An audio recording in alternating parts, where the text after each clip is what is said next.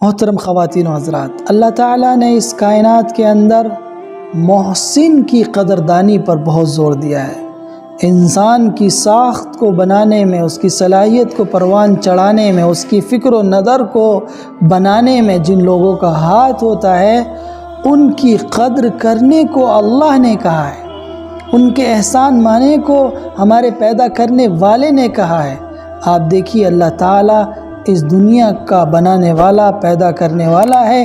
उसने इंसान को इस दुनिया में भेजा है, तो जिस ज़रिए से इंसान इस दुनिया में आया है उसके एहसान को सबसे पहले अल्लाह ताला ने रखा है, और वो है एहसान वालिदैन का।